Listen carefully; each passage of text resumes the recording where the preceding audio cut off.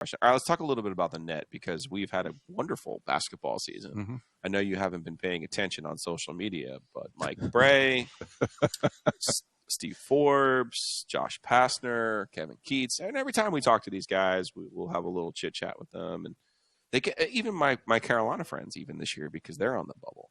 They get confused about the net. They get angry about the net, and they want some clarity on the net and how it works. What are some things that you've tried to do to educate them, the coaches, the administrators, on how the net works and how to put yourself in a better position as a league to put more teams in the NCAA tournament?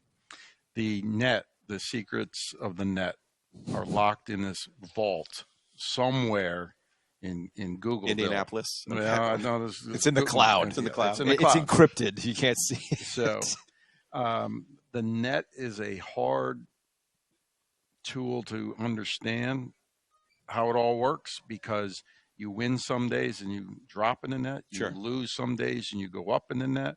And it's so interdependent on so many things. I don't think that the public or the coaches have great faith in it at this point in time. It's just one of those things that no one doesn't seem to make practical sense. Mm-hmm. If you beat somebody, we had a situation. I think Duke might have beat Louisville or some. There were two teams involved. Georgia Tech, I think it was. And the team that was ranked higher dropped eight spots, and the team that lost moved up 8. I mean, I know they're the two firms. That doesn't make sense to the average person out there. It just doesn't. So how do you? So where's the education part of this? Because I think you have brought some people in to try to talk to these coaches. They're frustrated because they're conveying that frustration to us. So I figured I'd bring it up with you because we talked to John Shire. Right. We talked to John Shire towards the end of the season. He even said, the one thing that I want to do this offseason is truly deep dive into how this works, so that we have a better understanding. Is it as simple as telling the coaches what the formula is? Well, but it becomes so interdependent on the formula's win. It becomes so interdependent on the current season. You're trying to build your schedule. Our schedules, our teams do their schedule in it's done by May. It's the conference schedule. You know who your opponents are, but not when you're playing them. But the schedule's done in May. So I'll give you an example. Steve Forbes and I had 2 years ago. They played Oregon State in a tournament. Okay. The year before, Oregon State had been to the Sweet 16. So, that sounds like a good team to play. Right? Hey, we're playing that. Makes total sense. So, the following year, Oregon State has an injury or whatever. Now they become a, quote, quad 4 team. Well, you can't fix that during the season. You can't fix it once the schedule's set and you're ready to play.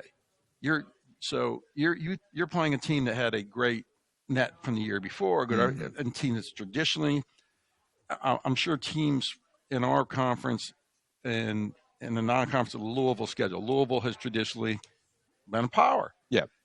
Transitioned for a number of reasons. So now their net is not good, but you've got them on your schedule. Now, Kentucky's playing Louisville every year, right? That's always been a great game. Well, this year, the numbers hurt Kentucky. Yeah. So you can't fix it in the current season, and that's part of a flaw that I think you get penalized. Say, they played Louisville. What are you going to do? Right. You know who was great at that, honestly, at projecting who was going to be good, was Mark Godfrey. He looked at teams where he thought would finish first or second in their conference. St. Bonaventure is always the example I use. They played them and picked them up. One more thing on that. Is it like the RPI where you see a lot of teams rewarded for playing away from home, whether it's neutral site or even on the road, that there is a reward in just getting out of your building and playing more games out of your building? There's some reward to that. Okay. And some of that doesn't make practical sense. Let's take State as another example. It's in the best interest of the state of North Carolina college basketball for them to play maybe Wilmington or whoever. Sure. Because those are good things. They're in December. We still have classes and we got to go home that night. So you want to go play in Wyoming or Colorado or play, down the road. Yeah, it makes total sense. But you shouldn't get penalized for that. Agree. No, totally agree. We see this with football too. It's it's better for us. It's better for the state when Carolina plays ECU or goes to App, where NC State goes to ECU. They'll be going to App in a couple of years. They might not like it. They won't. Oh, I know. That's not happening. Yeah, I was going to say, it's on the schedule. That doesn't necessarily mean it's going to happen.